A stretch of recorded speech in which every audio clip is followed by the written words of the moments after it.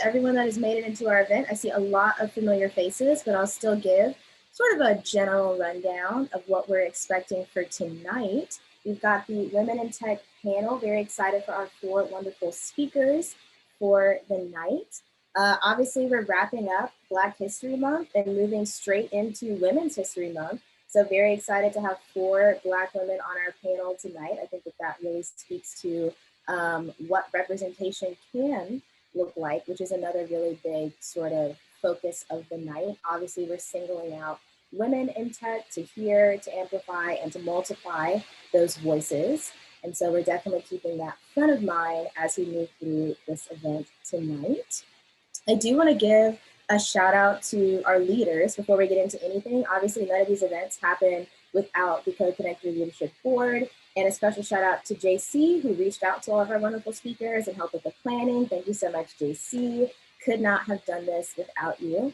And if you want to see a little bit more of what Code Connector's Leadership Board looks like in action and what our online community is like, I would very much suggest joining the Slack if you have not already. I'll pop that link in the chat. And if this is your first Code Connector event, you can always check out just a little bit more about what Code Connector does on our site, and I'll drop that link in the chat as well. Just as a brief introduction for myself, my name is Audrey Raglin. I'm the marketing manager for Code Connector and a general leader. I'm currently a front-end engineer at a company called QuadPay, and I was until very recently an instructor at Code Crew Code School. Shout out to Aaron and Audrey. And so I've been involved with the tech community in Memphis for going on / over 2 years now, I guess. I should have thought of that number before I started my intro, but it's been a fantastic journey and I've met a lot of great people along the way, including our panelists tonight. So I am going to give a brief intro of all of our panelists just so you know who we are talking to tonight. And then I'll talk a little bit about our event structure because we do want to make sure that everyone's got enough time to get through their talk and that we have time for questions at the end as well. So we've got Erin Johnson, who is the program director at Code Crew. We've got Tastia Marshall, who's the executive IT support for ALSAC St. Jude. Asia Knox, who's the quality control developer at Regiture. And Audrey Willis, chief of staff CIO supply chain at FedEx. So a powerhouse group with us tonight. And you'll hear from all of them in detail here very briefly, probably in that order, unless any of our panelists are just fully against it. So to talk just briefly about our structure, we're gonna have each of our panelists go ahead and give their talk really to open this event up back to back. And this is just to make sure that everyone's got time to get through their talk and they don't feel sort of pressured that they're gonna run out of time and not have time for questions or anything like that. And everyone else is very highly encouraged to drop questions that you have for their panelists, our panelists, while they're talking in the chat. And then I'll field through those questions in the Q&A section at the end. And then you're also encouraged to drop any questions that you might have for the group after the fact as well. If you are dropping questions in the chat while our panelists are speaking, be sure to just include their name in some way if it's specific to them, just so that it's easier for me to field those questions at the end. And then of course I'll prioritize any questions that come during the talk, and then any questions that come after will be sort of whatever's in our time remaining, all right? So with that, I think we're ready to go ahead and get started. Unless any of our participants here have any questions, we will jump right into our first speaker. Okay, looking good. So we're gonna start with Erin Johnson, Program Director at Code Crew. The floor is yours. Okay, so thank you all for inviting me to this event, and I really do appreciate it. And I felt very grateful and honored, and a little bit like an imposter, honestly, because I am not I don't consider myself a tech person, even though I do work for Code Crew, which is a computer science educational organization. We have programs on the K through 12 space, in school, after school programs, and then also we have adult coding. We have adult coding programs. And so my responsibilities is pretty much logistics, marketing, recruiting, helping individuals to persist through the program, and then also helping them to find employment in the industry. So that's a little bit about some of the things that I do in my current position. And my educational background is I actually have a degree in mathematics. My undergrad is in mathematics.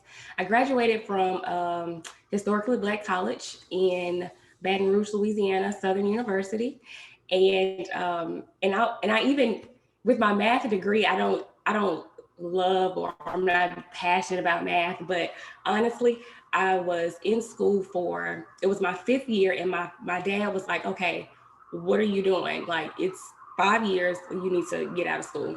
So I looked at all of my credits and I said, all right, the fastest thing I can get is a math degree. So that's kind of how it happened. And so from my math degree, though, I was able to teach high school math. And so I did that for about 8 years. Then I moved to an alumni counseling position. And then from there, I moved to Code Crew. And so I connected with Code Crew. Actually, I wrote a grant for Code Crew. And then that led to this position here. So my educational background, education is really my roots. I was a classroom teacher turned counselor, now turned program director of coding school, which I think it's ironic because when I was in the classroom, I always told myself, I was like, no, I don't think being a principal is the role for me. But ironically, I'm like in a principal type position. So that's a little bit about my educational background. Um, and then also, I do have a degree in educational technology. So when I was in the classroom, one thing that was really important to me was to utilize technology. So I was teaching pre-calculus, and I noticed that so many of my students were on different levels. So I was like, okay, what resources can I use and what tools can I use so to where they can get more like individualized instruction? And I found that through using computers. And so I really became fascinated in how technology can help me be a more effective teacher.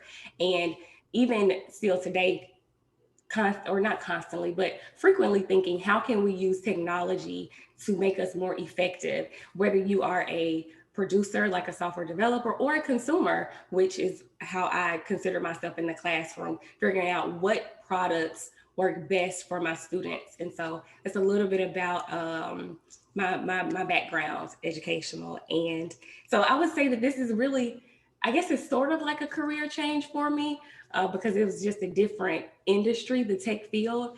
But as I am learning more, I feel more confident. So I am slowly getting rid of the imposter syndrome that I have being in the tech community. But the tech community in Memphis is very welcoming, and I appreciate being able to meet different people in the community in events like this. Um, okay, then also I would say that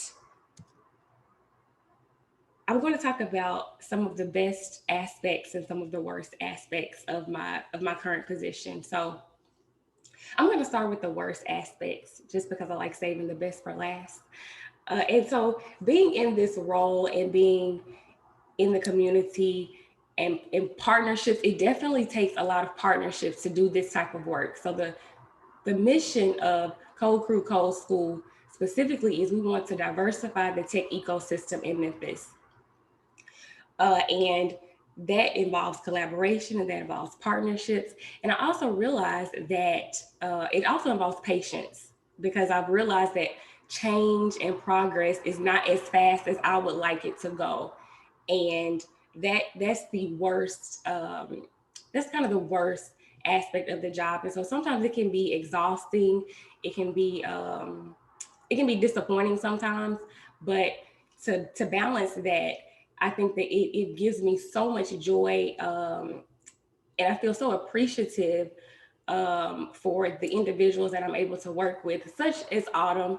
It's been just a joy to have her in the class and to see how she's grown. That's really that just brings me a lot of satisfaction that really outweighs the worst of the position. But seeing the students in the classroom, seeing how the majority of students in our class, they don't have any coding experience. They come in with zero coding experience. And to see them in 6 months or a little longer to get the skills needed to be an entry level software developer is extremely rewarding. So I appreciate the individuals that I'm able to serve in my position. I also really think that one of the best parts of my job is the company that I work for. I think Code Crew is such a forward thinking company.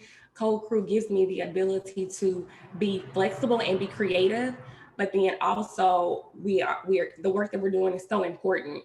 And so that blend of the work that I do, the people I work with, the mission of the organization, Meka, it's just a really I feel really grateful to be able to work with the company and to be in this space.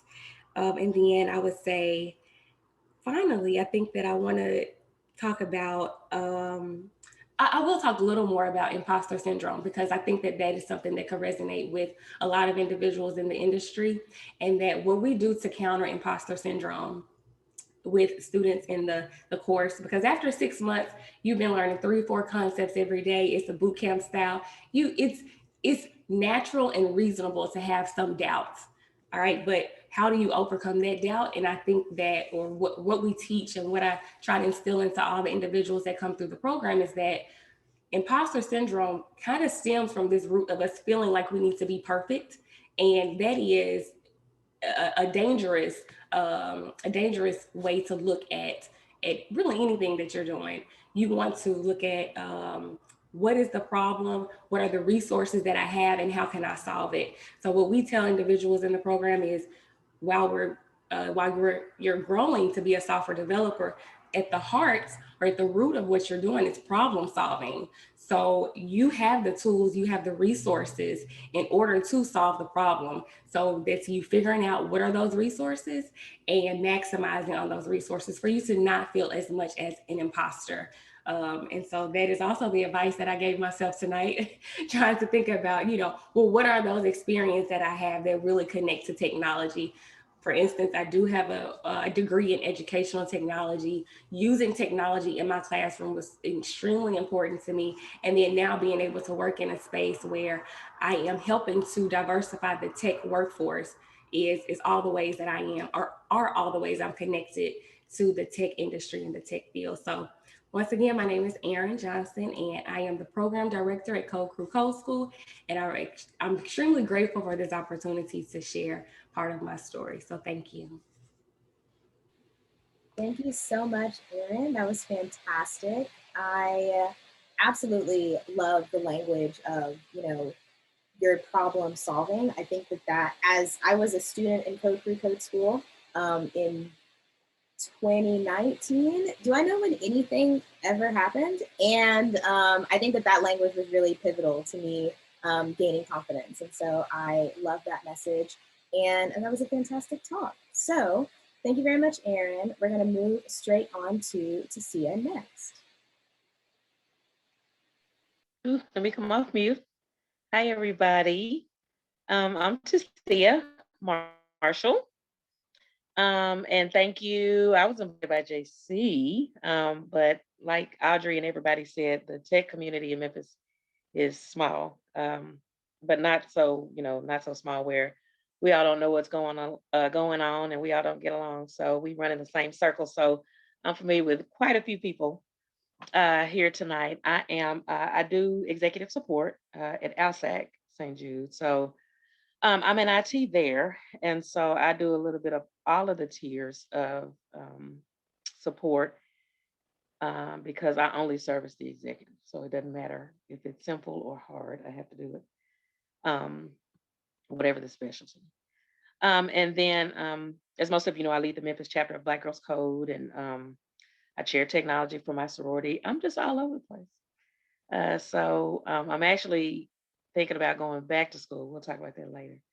But and I don't mean like the next degree up. It's weird, but my I'm the non-traditional chick. I think somebody else may be non-traditional, but I know that that's my story. Non-traditional in a sense where I began my college career in 1996 as an electrical engineering major because I knew I liked computers. I didn't know how to articulate that, and my guidance counselor at my high school didn't know how to articulate it either. She didn't know where to put me. And so I started as an electrical engineering major at Christian Brothers University. But I was also pregnant. I was pregnant at the age of 18. And so I had to grow up, and I ended up not completing that degree. I did complete a bachelor's degree in business and HR management, and went on to do a couple of master's degrees, none of which are technology related. But I went into education like Aaron. I did 10 years in education at a high school in Memphis, and I was a business and technology teacher. So those are my endorsements in business education and computer technology. And so I did a lot with instructional technology as well, and tried to get into the instructional technology division of Shelby County Schools and IT, but I just was unsuccessful. They would prefer to keep that type of person in the school building, in the classroom. So I left Shelby County Schools as a PLC coach, as an instructional facilitator. But I still ended up just being the tech, but ended up still being the tech person wherever I went, whether it was at church, again with the sorority, with Black Girls Code. I started with them in, I want to say 2000. That's where I met Audrey and some of my friends at Code Crew, and of course, Mika was our tech lead then, or the chapter lead then. But just still ended up in those spaces. And so I found it very important to continue to collaborate with all of the groups that I was a member of. And I got very discouraged around 2019, maybe 18, somewhere up in there. I had begun applying in the instructional technology division and the IT division of Shelby County Schools to no avail. They would just not hire me. And I was thinking to myself, listen, I'm in all different communities, and I call myself a connector. That's my handle on a lot of my social media.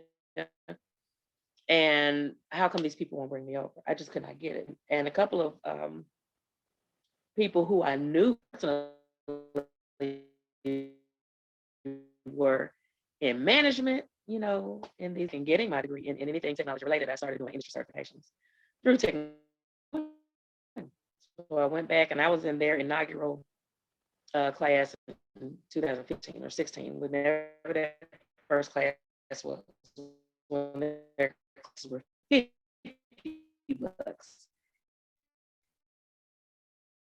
and not 180 and 250, which is still very, very, very, very, very, very affordable.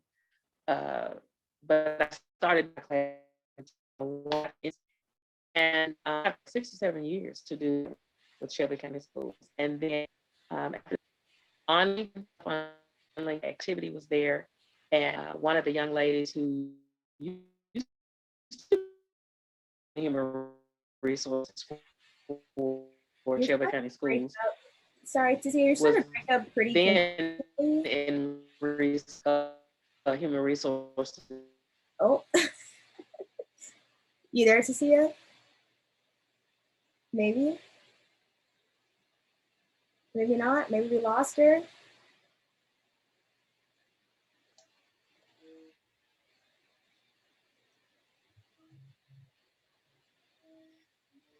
All right, I'm thinking, I kept hoping that her connection would get better, but it looks like she might have just dropped. Hopefully, oh wait, there she is. Let's give, all right, there you are. Tassia, can you hear us all right? Your connection was starting to break up pretty consistently. Yeah, if you're a little Sorry, y'all. It would mess up right now. I hadn't had any issues.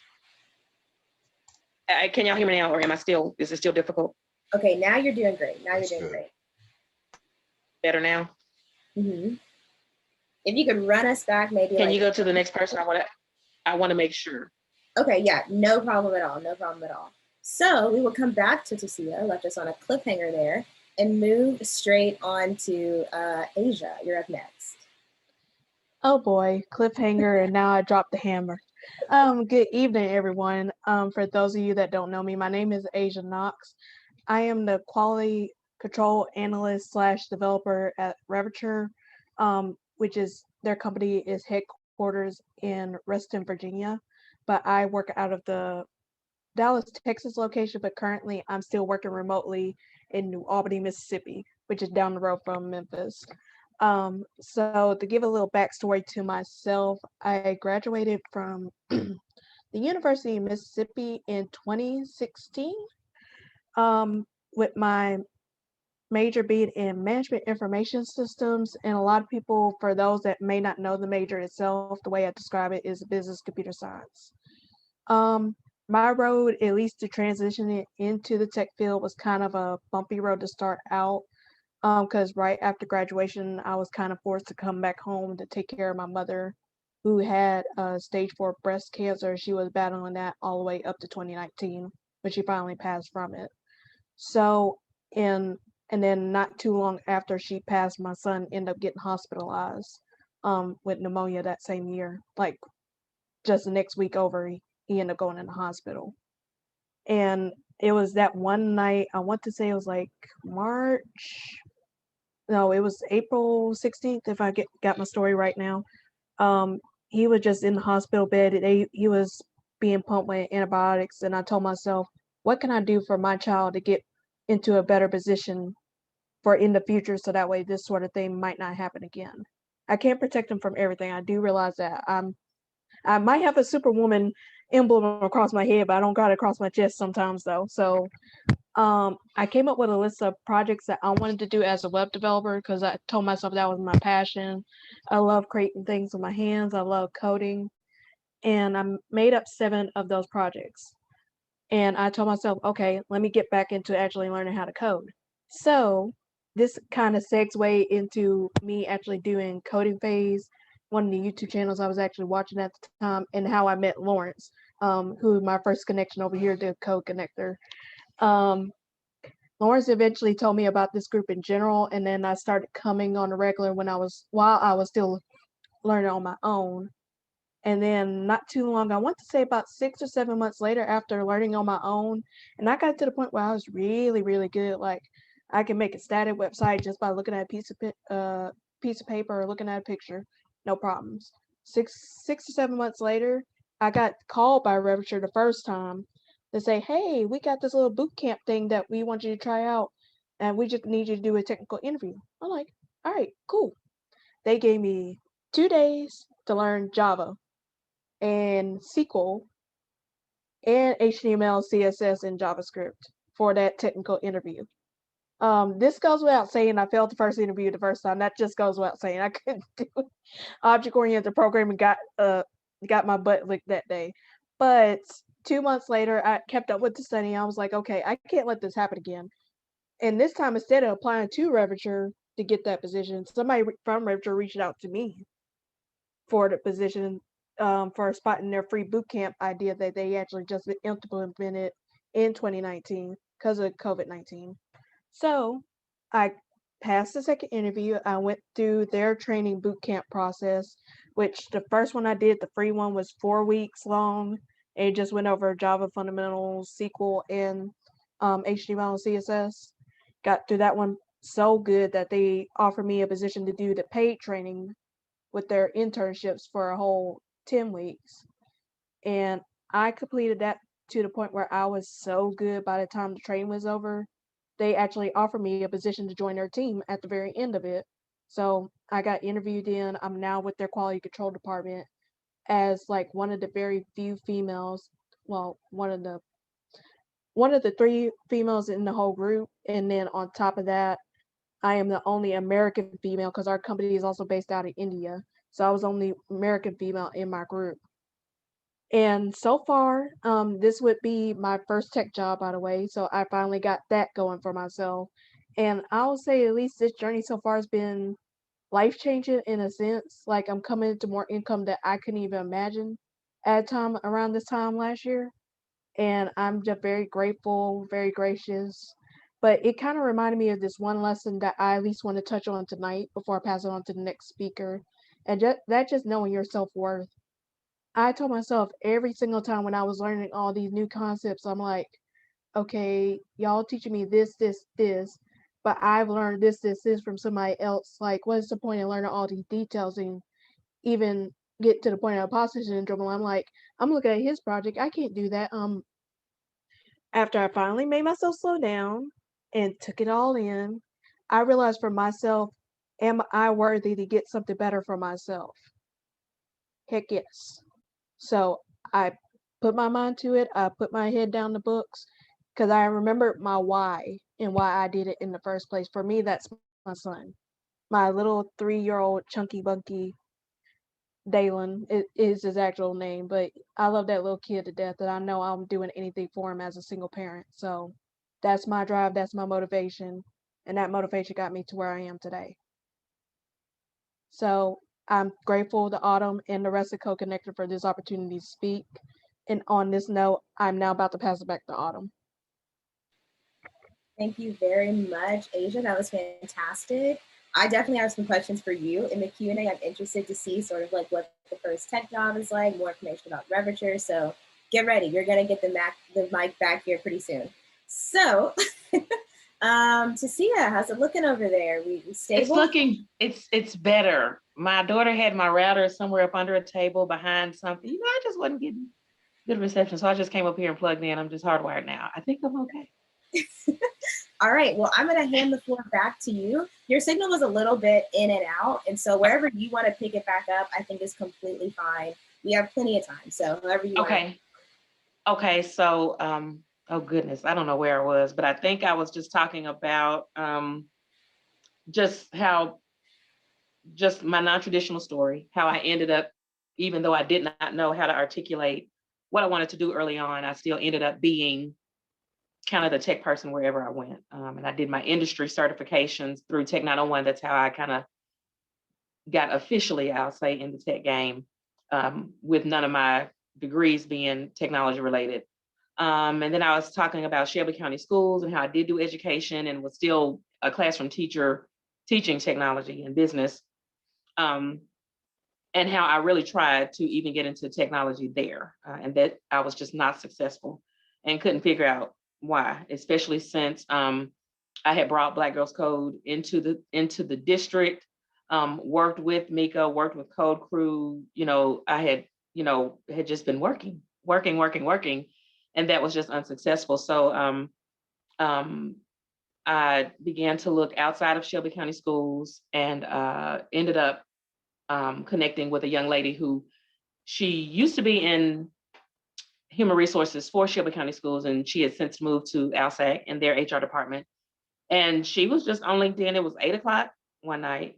She had posted an IT hiring fair flyer on LinkedIn, and I was like, okay, I'm gonna go. And I inboxed her, and I said, I don't know if you know me. I have no idea. I don't care. I just want to know, what's going on this day. I want to know, I just want to know everything. And she was like, of course I know who you are. She said, I thought you'd been here with us already because this was not their first IT hiring fair. And I said, well, no, I did kind of peek my head into the one last year. Quite a few of my classmates were there who had more experience formally, to Asia's, I think I'm saying right, is it Asia?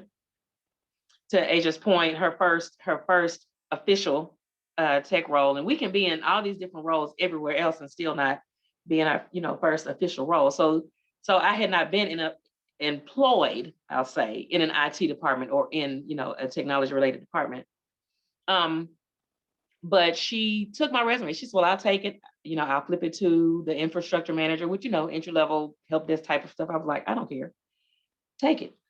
And so she did. And before the hiring fair, he actually met with me informally over lunch to just kind of take a look at my resume, look at things that I had done, kind of assess it for me. And he was very transparent. He was very blunt. He said, this is what your resume shows, and this is what somebody like myself, what I would need to see. And then he kind of told me, he said, you don't have any of your technology stuff on your resume. And I was like, well, I've never worked in a tech department. He said, but you do this. And aren't you this person? And aren't you this person? And it was like, he read my resume. So, I was like, oh, you really do read. because it had been like 2 or 3 weeks since she sent him my resume. And I had not heard from him. And so when he finally called and he was able to run that down for me, he was like, well, I kind of know who you are already in the community. I knew you did this. I knew you did this. He was married to a young lady who I'd initiated. So I'm glad I was nice to her. And, you know, he knew all of this stuff. And so he told me, he was like, take your resume and do this and get it to me by Monday. Now, this was a Thursday, I want to say, but I mean, I went and redid my resume that night and sent it to him. And he never did reach back out. He's my boss now, of course. He never did reach back out, but he told me the position he was thinking of creating, that ALSAC was thinking of creating, because they did not have a dedicated position for executive support. And a lot of organizations like FedEx and a lot of organizations, they have executive support teams, but they didn't have anything like that at ALSAC.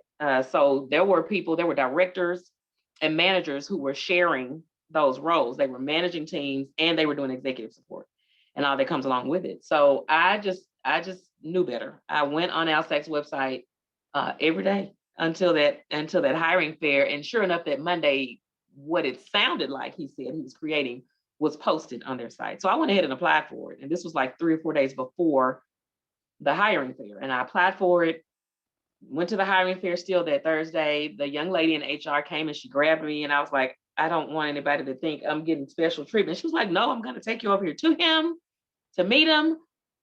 And I was like, okay. And he interviewed me on the spot with somebody else. And that was it. Like after that, you know how long it takes when people are hiring for jobs. Like within 2 weeks, I went in and I had to interview like 3 times with like 3 or 4 different managers up, senior VP and all those different people, because it's executive support. And I want to say that was in April, and I started in July of 2019, July 22nd of 2019. And I, sometimes I still pinch myself because I have heard from so many people that ALSAC or St. Jude, really, because that's the brand, that St. Jude is their dream job, and ALSAC St. Jude is a partner with so many organizations, Code Crew, of course. It's a partner with Code Crew, and I work with Brandon there, helping him with Code Crew and the innovation team there.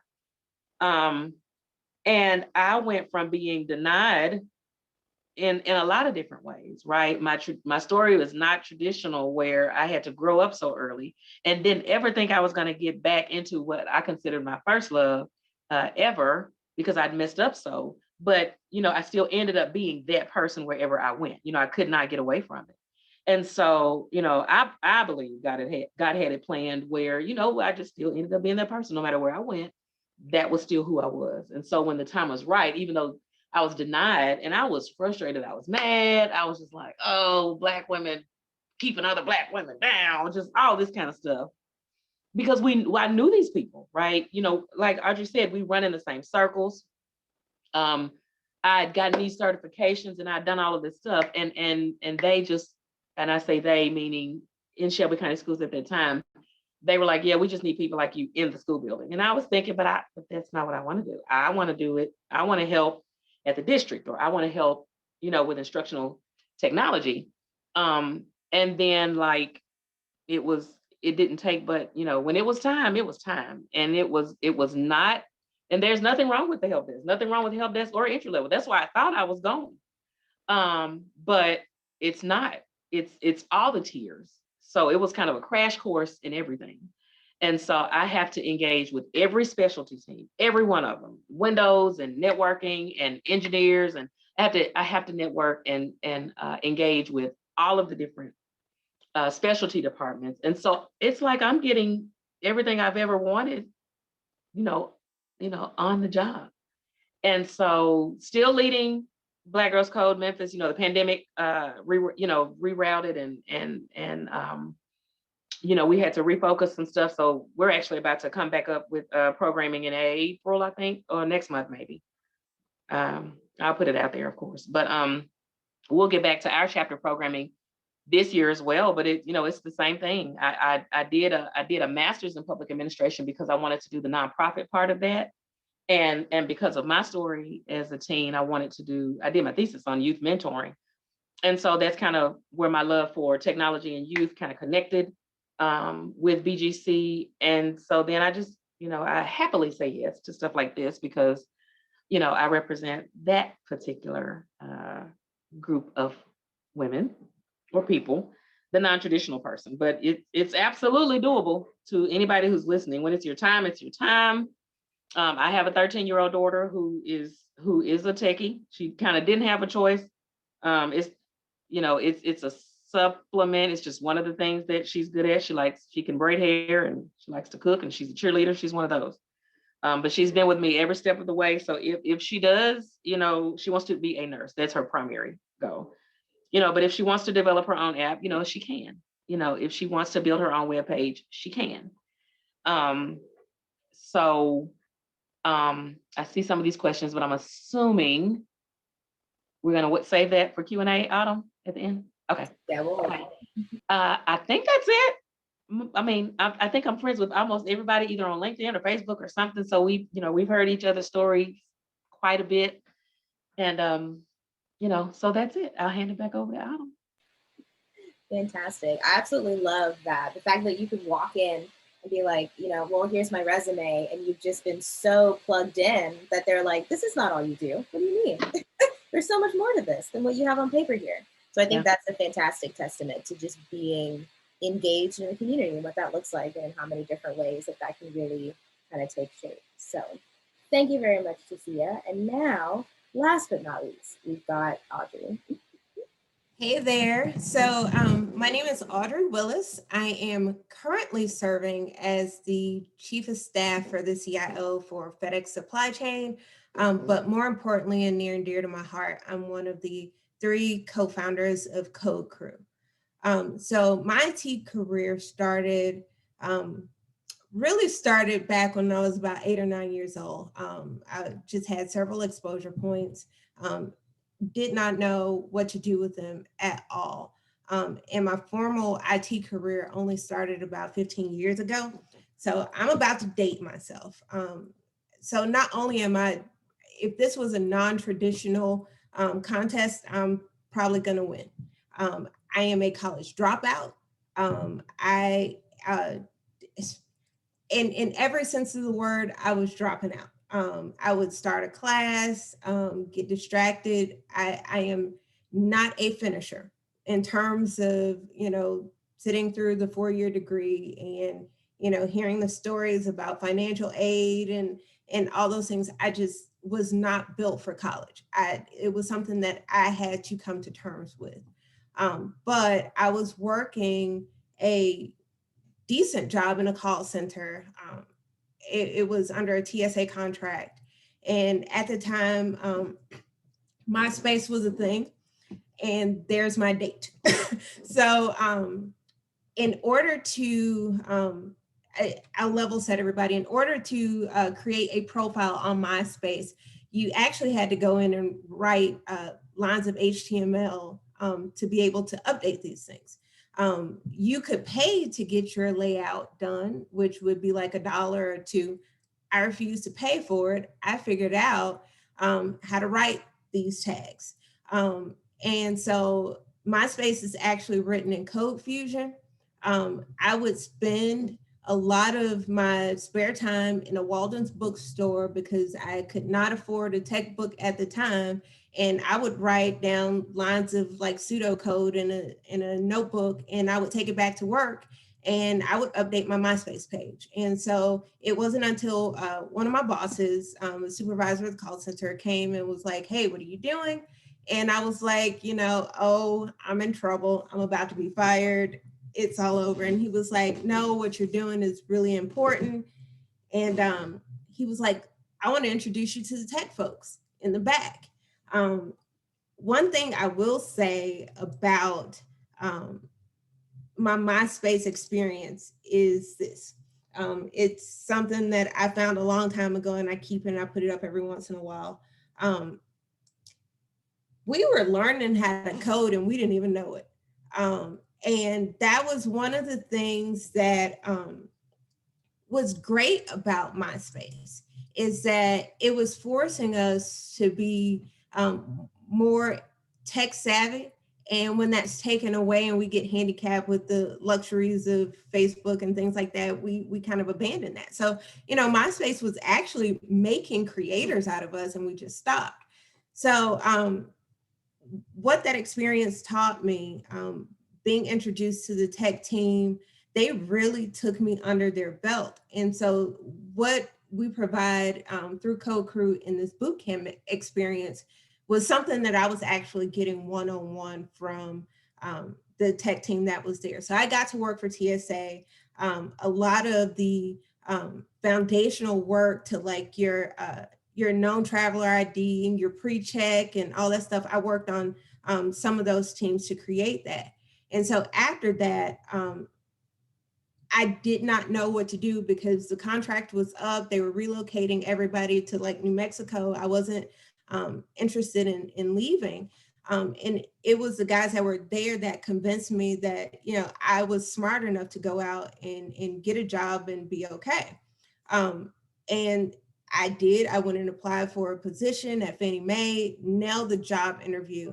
And like I said, I was confident that I was not.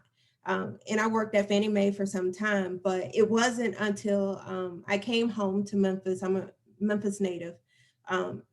And I got here and I felt extreme guilt because I felt like all those gifts and experiences that I learned here in Memphis, I had kind of packaged them up, left Memphis, and didn't contribute back to the community that had pretty much raised me. So within a couple of months, I moved back to Memphis and started working for AutoZone. And during that time, I got introduced to the entrepreneur ecosystem that exists here in Memphis. At that time, we were having these conferences called the Everywhere Else Conference. There was a guy, I want to say his name was Kyle Sanders, and he organized these events because his theory was everybody was talking about what was happening in Silicon Valley, but what about everywhere else? And so there was so much tech talent everywhere else in the country, and we should focus on that. And so the first day of the conference, I get there and everything's chaos. And so me and some other folks that I had met just that first day helped to get the conference organized. But that experience introduced me to Andre and Eric over at Startco. And so I knew then what I've always known about myself, I just could not formulate into words. I've always been an entrepreneur. I just didn't know how. Due to circumstance, due to upbringing, due to things that were in my pathway, I just didn't know how to cultivate what that desire for entrepreneurship was. So my first startup was a bum. I got funded for that startup. Only 2% of African-American females ever get funded for their startups. I've been funded twice, one through my failed startup, and we received funding through Code Crew, of course. So after the failed startups, Code Crew was actually born. I met Maka through Black Girls Code, and we had been kind of working through that for about a year or so before we decided to do something with Code Crew. And Code Crew was really birthed out of the thought, we do have Black Girls Code and it is a wonderful experience, but here in Memphis, 70% of the kids that grow up in Memphis are underrepresented.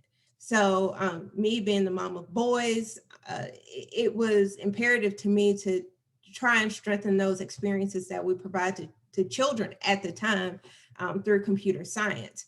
I am a firm believer in exposure points and exposing kids to computer science. And I want to piggyback on something that Aaron said about not being tech savvy. The spectrum for technology is so wide and so deep. You can be on the creative side of the house, you can be on the education side of the house, but we're all driven through this funnel of it's all tech related.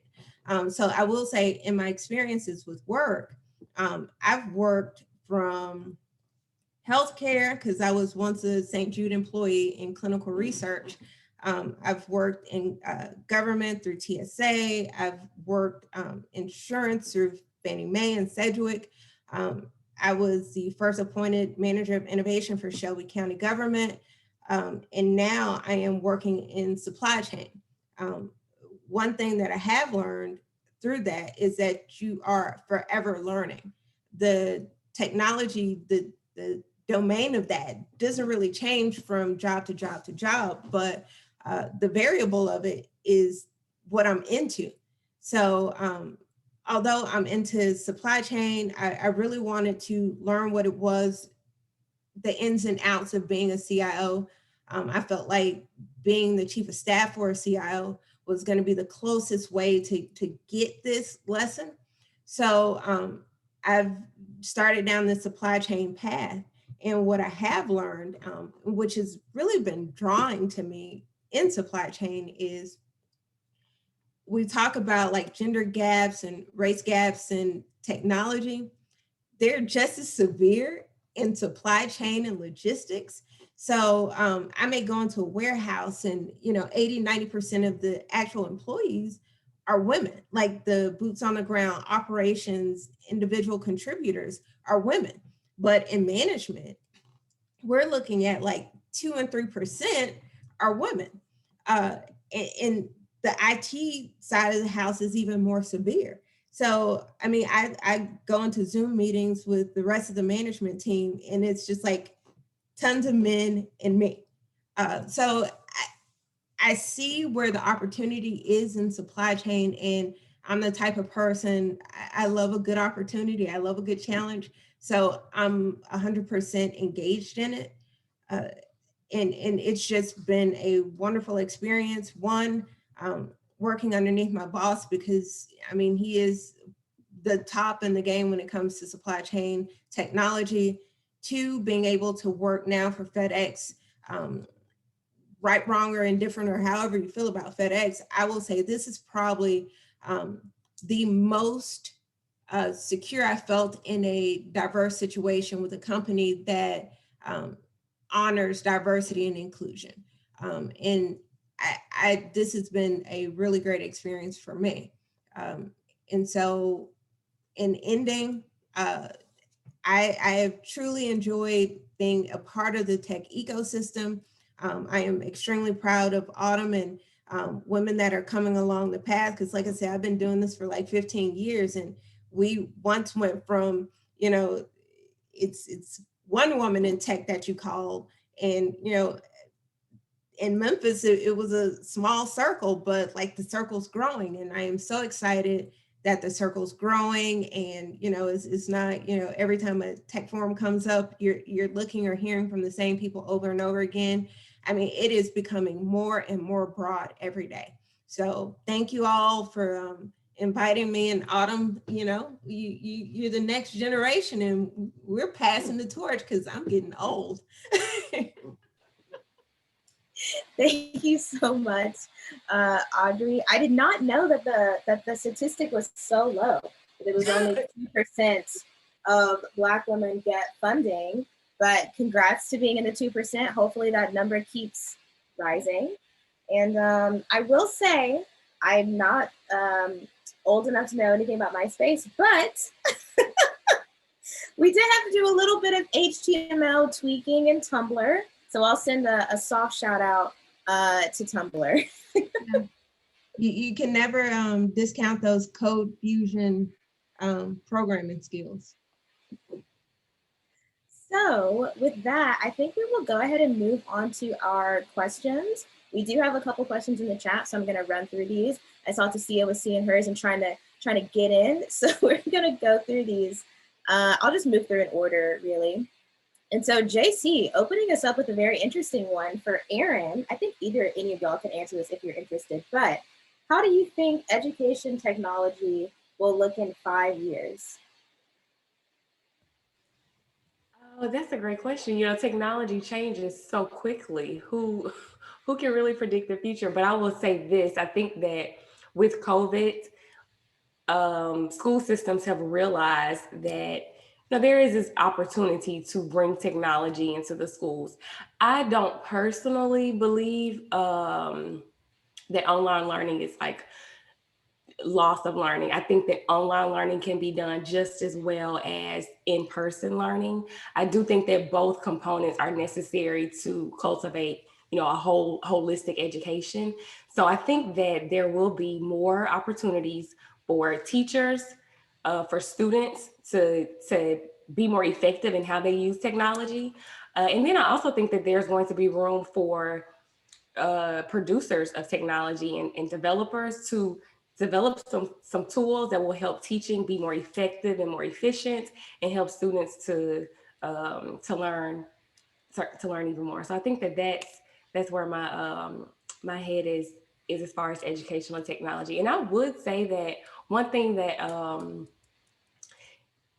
I felt a sense of pride, I would say, when all this pandemic happened, and I was, reminiscing on, well, how would I have been as a teacher, and feeling actually just confident that my class would have run just as smoothly, because we were already using computers and technology. I was assigned things online where they needed to do at home, and not, all learning did not take place in the classroom. So anyway, so yeah, that's my perspective on where educational technology is headed.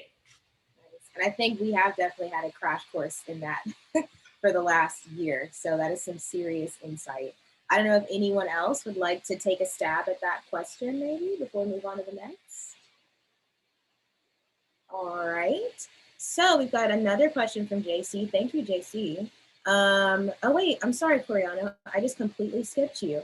Coriano has asked, this is for the group, and we'll let Asia start answering with this question.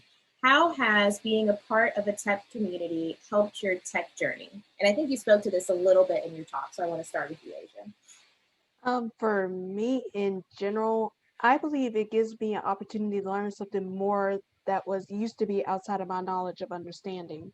With technology just being new to everybody in general, especially with COVID kind of invading our homes and forcing us to actually embrace technology as in general, I think being part of this technical community has actually helped me embrace change. Before, I was kind of a stick in the mud person. I didn't like changing around too much. I don't even like changing my colors uh, or anything like that, but I am learning to slowly embrace change, which I think that's a part of growing up in general. That, I'll be honest, I'm still a little bit on the young side of things, but I'm slowly growing that sometimes being adaptable in to everything is important when you're getting in a new industry or a new field in general. Nice, fantastic. I definitely think adaptability is something that you can learn being a part of the tech community. Same question for you, Tastia. How has being part of the tech community helped your journey? I think you spoke to this quite a bit as well. Well, yeah, I mean, it's a networking thing. It's a family thing. We have to help each other. We all have the same goal. And so just being open. And like Asia said, just being open to new things that you may or may not know. So, I mean, just about everything that I've learned has been because I was a part of Memphis's tech community, pretty much. Outside of, just my other like outreach organizations, all of my knowledge base comes back to being a part of the tech community. So just being there for each other and just that whole networking thing. Nice, for sure. I think exposure is something I would definitely 100% echo on that one. Audrey, same question. I was on mute, typical Zoom thing going on. I will say being a part of the Memphis tech community, for me, has been more of and I hate to say social engagement, but I can be a recluse. I can have my work, I can take it and kind of, go into my own little shell. Being a part of the Memphis tech community has forced me to be a little bit more social. It's made it a little bit more easy because I'm not the only awkward person in the room. And I have people that speak my language, and especially in familiar spaces. So, a lot of times we go to work, it's the same old people we don't know that don't. They're not free thinkers. They're not trying to think outside of the box. They're not trying to necessarily learn new technologies. But when I go to these circles, you know, I'm embraced by people that are entrepreneurs and working their jobs, you know, and so it's a comforting thing to me, to know that I have allies and people that are in this fight with me, and they understand what's going on, and they understand the message of why is it important to have diversity and inclusion, the message of why organizations like Coke are important. And I don't have to go and explain to them why these things are important. They get it. And it's also nice to have a shoulder to cry on, because nobody knows entrepreneur tech pain like another entrepreneur. So, you know, it can be like therapy sometimes. Nice. I definitely think tech community, like that community word, is a very like specific choice, you know, and that building those connections is really, really valuable. And Erin, same question. I know that you pushed this narrative at our co-crew students, so I'm very interested to hear your answer. Okay, and the question was, I just want to make sure tech community helps you with your tech journey. So yeah, definitely being part of of a community definitely helps, similar to what the other panelists have said, right? Like you can't do the work alone. It's impossible to do this work alone. And so having a support system definitely has helped me personally to feel encouraged throughout the journey, to have more, I would say to have a more sense of satisfaction on what my journey looks like, how that looks. And then I would also say that being part of the tech community, and I think I'm getting a little stuck because I think the imposter syndrome is coming up. I'm like, tech journey, it's not really a tech journey for me. but yeah, but those, I think that would be my perspective, that it's just important to build community because you want to walk the journey with someone else, because it just helps to ease the load. So and for me, I would say that a lot of that has been, to your point, Autumn, a lot of the students and the individuals that have come through the program. Yeah. For sure. Fantastic. And I do think that having that like perspective that you mentioned is also really nice. You know, seeing people around you doing things like you and being able to kind of like rely on that as you continue to move through your own journey. So next, Tastia, JC has put you on the hot seat. All right, it's all you. So we'll start with this first question. How would you advise that young mothers entering the tech industry find the time or resources to network and collaborate with others? Ooh-wee. I started just volunteering. I mean, I didn't know of another way to kind of get into it. And I don't even, and it was at a Black Girls Code event, but I don't even remember how I met Nicole Harris. If Audrey remembers Nick. Nick was, I don't know what part Nick had in it, but She was a Black Girls Code volunteer. She was a volunteer. Yeah, she was a volunteer. Well, she ended up as a core team lead with Mika. And I don't know where I saw the event. I have no idea, but I ended up just volunteering at the University of Memphis. This particular event was. And I was just intrigued. I mean, I just volunteered one particular Saturday, and Black BGC events are normally, you know, once a quarter. So it wasn't too much. It was enough. And I think I asked so many questions about when was the next one, and where are y'all going to post it? And is it going to be on social media? And how do I find this? And have you thought about this? And Nick was like, this is what she said. Do you want me to just ask our leader? Do you want to just be the outreach person? Because you want to post it everywhere. And they didn't, and you know, BGC has five leads. And so Mika was the tech lead. Nick was non-tech. Karen Farrell Shikuku. Karen was curriculum.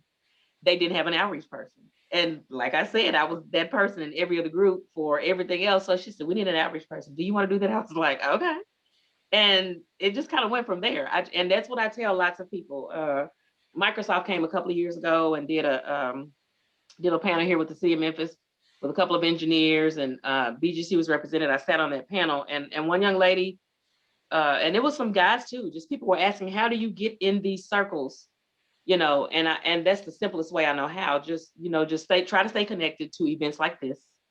Find out, where you can volunteer, and then just take a chance and go. Even if it's, and right now we're in a virtual space, but even if it's, in a virtual space, all I did was start volunteering. I paid attention to, what my original yearning was, for lack of a better way to say it. And I just started volunteering and sticking my head in events like this.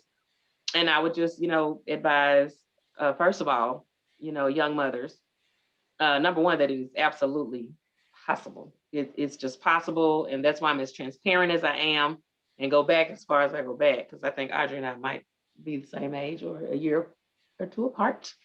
Because I definitely was coding in my space and had no idea that that's what I was doing.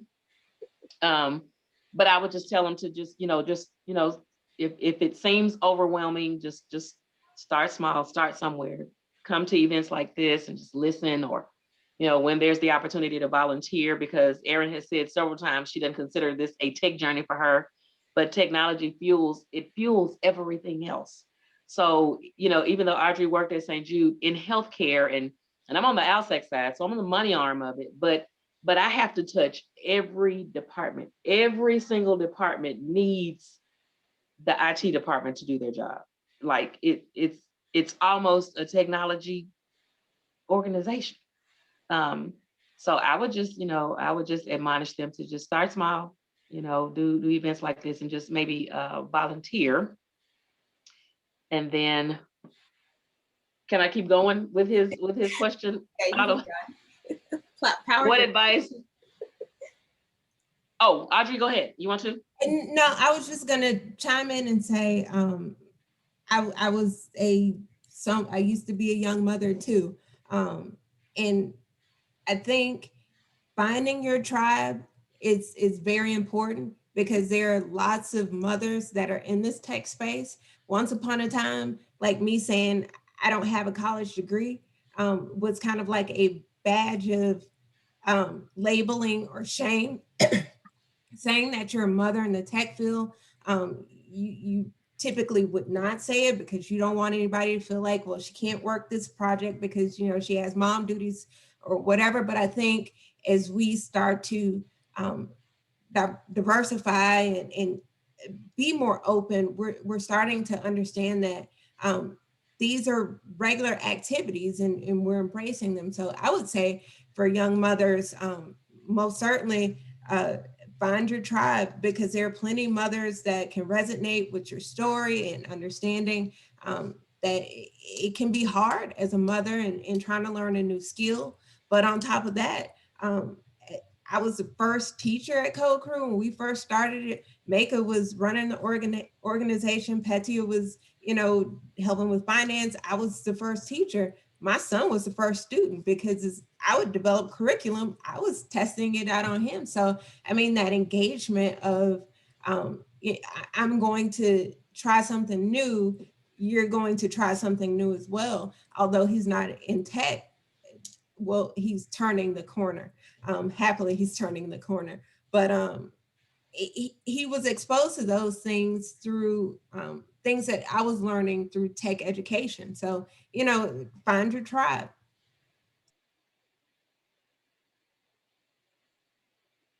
Fantastic. I would absolutely echo that for sure. It's all about starting small, finding the right people, and getting going.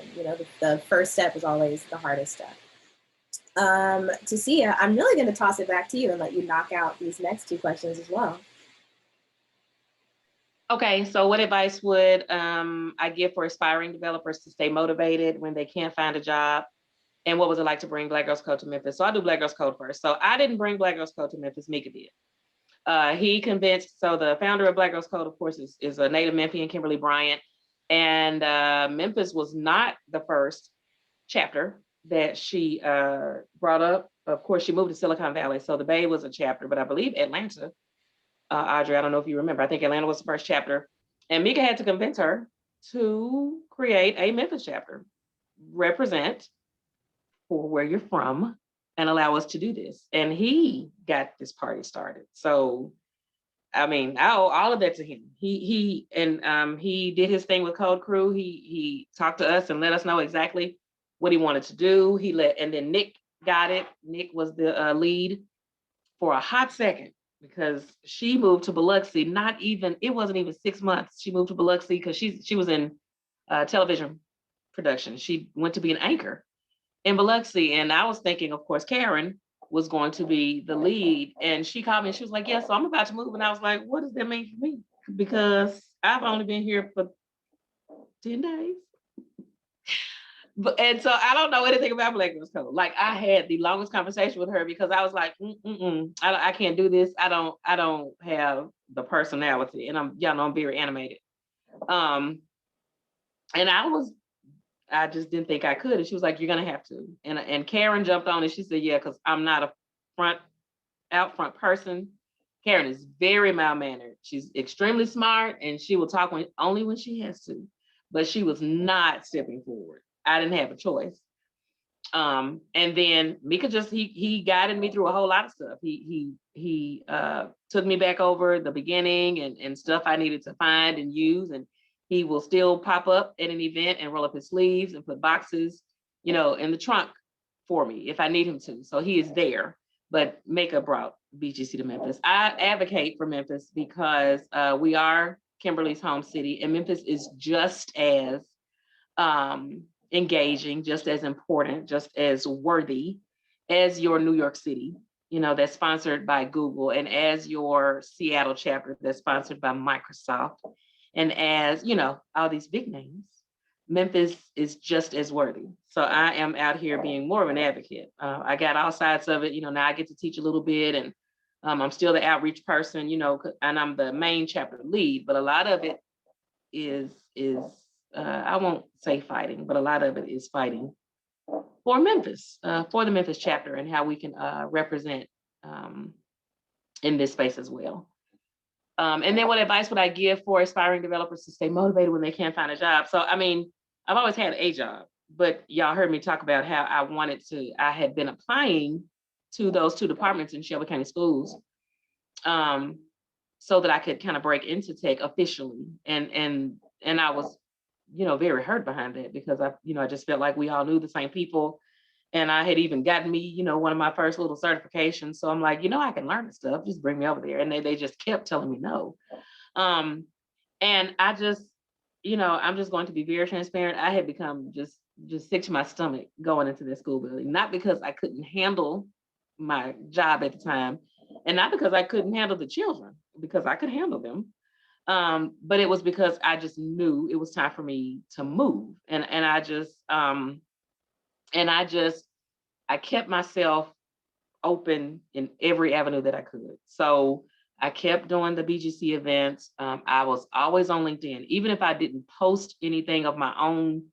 I mean, I was sharing something. I was just showing activity on LinkedIn, coming to events like this, supporting other people. And then we've all talked about, Audrey talked about finding your tribe. And one of the earlier questions talked about, just the Memphis community. Just if you stay locked in here into this Memphis community, you won't be without a job very long. Your job will probably find you. The Autumn has that story. I mean, my story is kind of like that. It's all just it's all connected. I talked about going back and doing another degree. And I think, most of us, they're probably gonna make us flinch because we're nerds and we do that. But,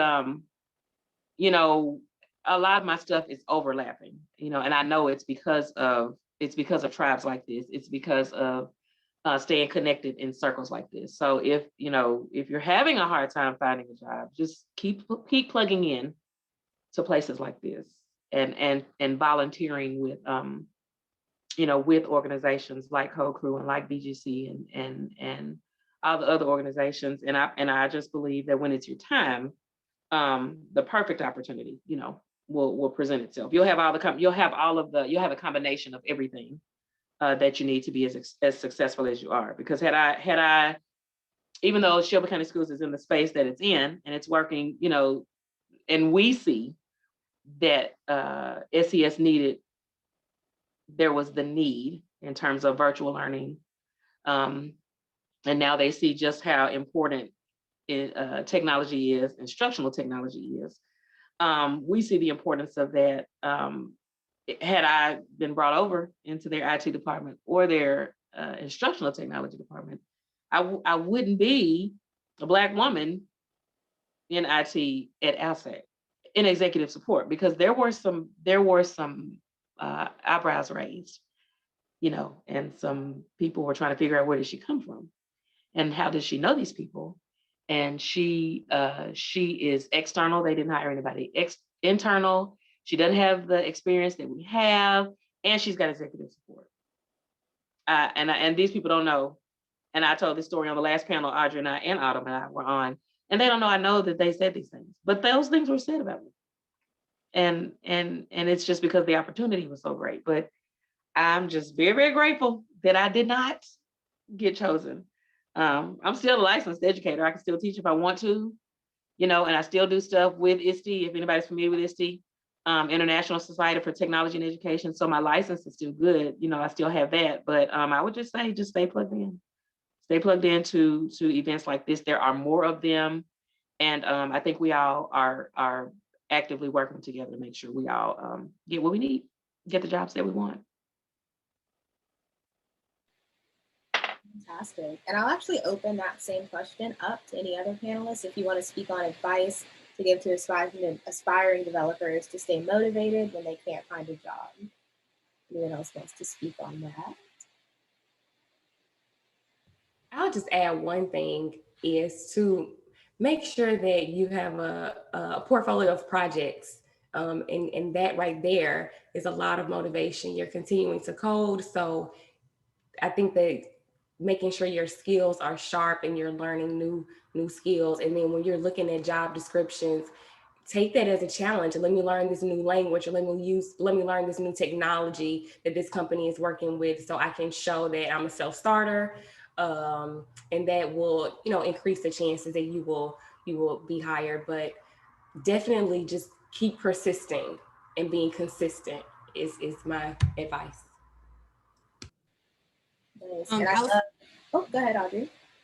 Real quick, I can honestly say I have not gone for a long period of time looking for a job, and I'll explain why. I am always extremely aggressive and planned when it comes to these things. So, you know, when I'm building a resume, I don't have a single resume. I may have 5 or 6 versions of the same resume. When I do find a job that I want, I am extremely aggressive in pursuing that job. Whether it be, you know, I've gone to LinkedIn and found the hiring manager and sent him my resume, or asked him out for lunch, or use these technology social circles to get next to the person. I have done that a lot. Just going through people that I know, hey, do you know this person? Can you connect me to them, to get close to the person that's hiring for the job? So, I mean, and it leads into one of the questions that I saw pop up about soft skills. Your tech career is also about marketing yourself in a tech space. So it is one and the same. You know, you can have the skills to get the job, but you got to sell yourself to the hiring manager. So I would always say, make sure you stay quick and nimble with those resumes, that you're always learning, you're always evolving, you're not staying stagnant. Because I mean, I have a slew of employees now that have felt comfortable. They have become dinosaurs. They can't change, they can't adapt, and they're unnecessary at this point, because I can go find somebody else that will do the job from outside the organization, because they've chosen to continue to learn. So continuous learning is the goal to that. Fantastic. I definitely think that aggression is important, and having that like focus and doing things like new resumes, and working on a portfolio, like Erin said, is important for that process, and leads nicely into our next question for Asia. I know that you talked about building a portfolio and learning languages like on the fly, and then sort of like moving a little bit more through that process, and spoke a little bit about a platform, Coding Phase. I've actually never heard of this. And so Lawrence asked, what did you learn on or from Coding Phase, and would you recommend that platform to others? So let me just backtrack a little bit with Coding Phase in general. For those of you that don't know, Joe Santos, the actual creator or person for Coding Phase, he tries to teach the fundamentals of web development in general. For anybody that's willing to learn for just a small price, he tries not to profit off of it. So he normally has a layout or a timeline of what a person that's self-teaching themselves from the startup, whether that be from Git, HTML, CSS, all the way up to backend languages like PHP and Laravel. So to answer Lawrence's question, at least before I got picked up by Revature, I've at least gone through every course that dealt with the HTML, CSS, JavaScript, and the Git commands, of course. So that way I'll be able to showcase my own projects on my portfolio. After that, Revature kind of covered the rest of my training on me having a full stack technology stack. Fantastic. And I think there might have been some questions. Okay, nice. The next question, it was really more of a statement, but I'm also curious about this. I think we've all seen Revature somewhere on LinkedIn at least once. And so I'm actually curious if you could tell us just a little bit more about Revature. I know one person commented, I've seen Revature on Indeed. I wasn't sure about it. Thanks for sharing that you're involved. So if you could just give us a brief rundown, I think that would be great. I definitely can. So, funny thing is, at least with what I explained during my story, that Revature picked up on me the second time after I interviewed the first time. Revature has apparently been around for 15 years. Their job is to prepare associates or people that are learning technology for the first time on getting their first tech jobs. They normally partner with Fortune 500 companies like Walmart is a big client of ours, Infosys, Cognizant, Capital One, and several others that I can't name right the second, but I know those are the ones we always interact with from a week-to-week basis. But in order to prepare individual for those type of interviews, my job at Revature, along with the other trainers at Revature, is set up in a boot camp format. So, like I explained before, for my process, I went through this boot camp process as well. It's mostly generally for average a 12-week program that will go through a tech stack of the choice of the associate. My unfortunate self picked Java when I really should have picked C# because that was what I was exposed to in school. But that's another lesson for another day. Because I picked Java, I end up getting training in Java, SQL, HTML, CSS, JavaScript, Angular, which is a client front-end framework.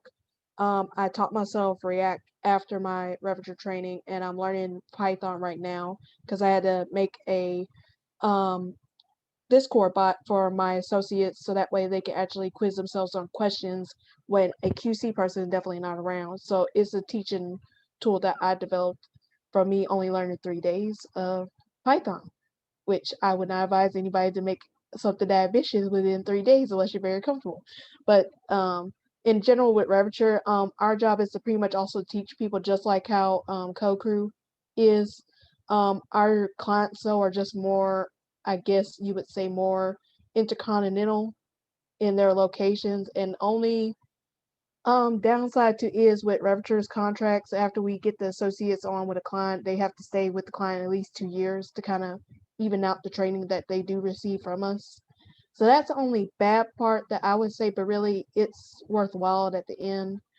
I love it so far. I love the idea of them just going in and teaching people all these things just because they're very passionate about it. They get the chance to innovate and work with these clients that are on an international level to prepare people for these first tech jobs that they walk into. Nice. Thank you so much for that rundown. It sounds like Roger's doing great things out there. So we've got about 10 minutes left. We're going to wrap it up with 2 final questions. And the first one is like a more complicated one, so we'll start with that one. This is a little bit of a combo from JC and Elise. I'm hoping I'm pronouncing her name correctly. What suggestions do you have for how underrepresented groups can make sure that they're being paid fairly, and how can privileged groups advocate for fair pay? All right. So if anyone wants to just dive in, just do a nice little unmute race. Okay, looks like Audrey won. I think honestly, the earnest is on the privileged group to advocate for fair pay. It is not the responsibility of the underrepresented group to ensure that they're getting paid fairly.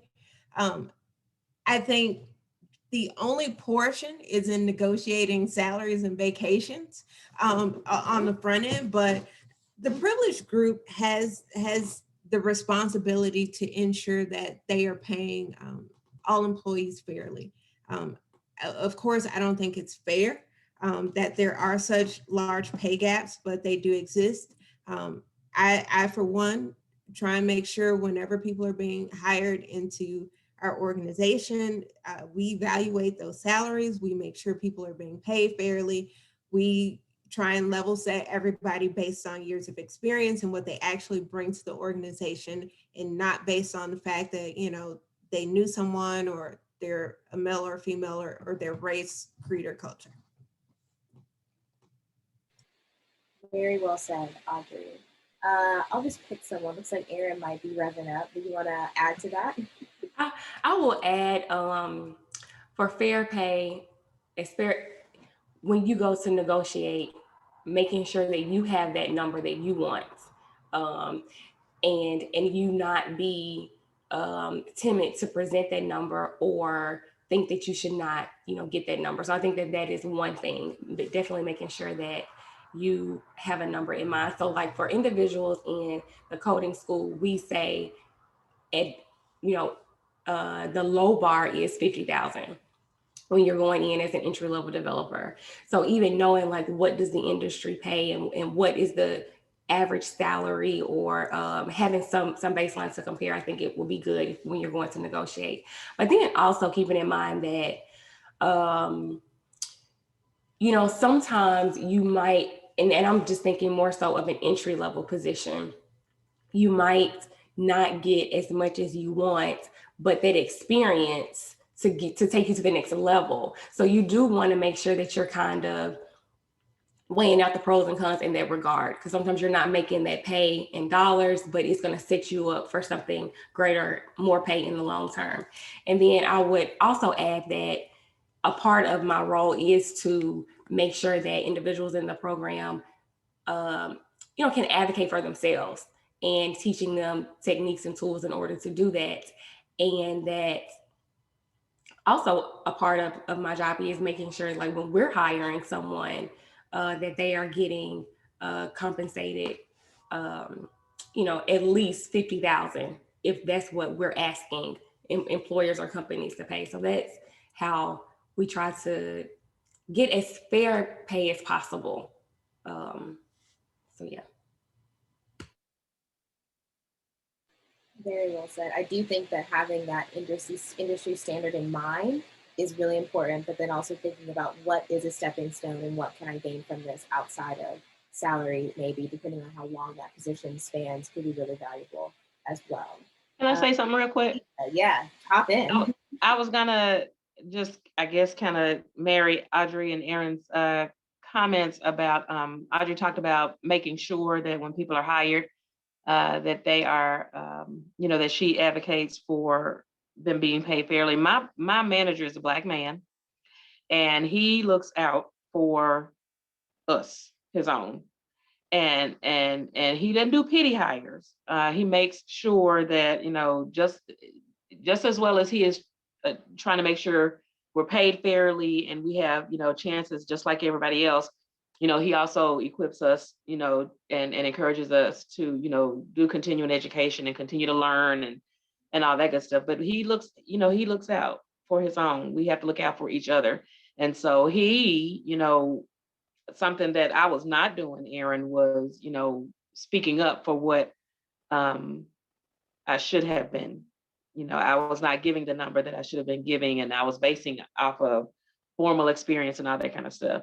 But he spoke up for me, and he really highballed me, and I was floored with with what they offered. And I look at my Zoom screen every day, all the time, and most of the time it is just blocks of my white male counterparts, and then it's me. And there are managers, there are directors, senior directors, and then I support the executives, but I'm sitting in the meeting with all of them. And that's just what it looks like. So just looking at, speaking up, because that's something that I failed to do. And then, but if you're still in that learning phase, if you still got that imposter syndrome, if you are still that person, then, pull the next person, with you. He spoke up for me. He's speaking up for us. Everybody has a level playing field, but he says it all the time. He said, if I'm a unicorn, I don't know what you are, because, we are, we're special in that space, but we can do the same stuff. So just making sure we pull the next person over. I definitely think that pulling up is incredibly important, and that Mecca comes to mind when I think about pulling up immediately, and so I think that keeping that spirit is very important. Asia, anything that you'd like to add to this kind of general question comment? Oh yes, I was actually trying to type out my answer just in case we didn't have enough time to cover it. So the answer, her question in general, Ravager's offices, their actual offices are located near colleges. So the one I'm located at, or going to be moving to in the next few months, is going to be out at the University of Texas at Arlington. So I'll be moving out sort of near the Fort Worth area, near Dallas. But they do have other locations kind of nationwide. But to answer her particular question, Ravager's offices themselves, no, but we do have partners that are located in Arkansas. I want to say the Delletto or Delati, Arkansas Walmart location is one of our partners that we work with that has jobs located out there. But if you want to know any more information, I did just drop my email in the Ravager website if anyone wants to look more into that. Fantastic. And this is for if Ravager has offices in Northwest Arkansas, which is a no, but that there are other locations, correct? Correct. Okay, fantastic. So I definitely said that we were going to do 2 questions, but there's also definitely 2 minutes left, and I don't want to run us over or squeeze our responses into 2 minutes. So all of our panelists are available on LinkedIn, and I'm sure that they would be more than happy to get a couple questions their way. I would also very highly encourage everyone to join the Slack. Thank you, Lawrence and JC, for dropping those links in there. Just so that if you have any other questions, just in general about anyone's experience, especially coming into tech, which is a lot of what Co-Connector is focused on. So this has been a fantastic event, in my opinion. I've had a great time. Always love hanging out with these lovely ladies. So thank y'all for making this a good experience. And thank everybody for coming and for engaging and for asking questions. And, we have these events every 4th Tuesday. And so we're having another one next month. We also have online virtual lunches every Monday at noon. If you're interested in just hanging out and chatting on your lunch break. Sometimes they run for like multiple hours. JC was telling me last week it was like 2 hours long. So if you're looking for a place to chat and hang out and talk tech and talk experiences, then that's a good place as well. And then every first Saturday, we have a code together, and every second Sunday, we have a code together, which is just like a less structured, essentially, chance for you to maybe ask a question, get some help, get some exposure, whatever that might look like, with some leaders on hand to kind of lead you through that. So plenty of stuff going on virtually in the Co-Connector space, if you want more of tonight, that option is available. And with that, I think I'm going to let everybody enjoy the rest of their evenings. And thank you again to our panelists. Ooh, Audrey's hiring. I don't know if y'all saw that. Oh, yeah, what's that in? Oh, really? She put it in the chat, so before whoever asked that, pass it on. Before it closes, make sure you click them links. Yeah, I'm hiring. And also, there's a way to save the chat in case anybody misses out on this. Absolutely. I enjoyed myself. Thank y'all for having us. Thank you. Thank you, guys. Thank you so much. Really appreciate it. Bye. Bye, Bye, y'all. guys.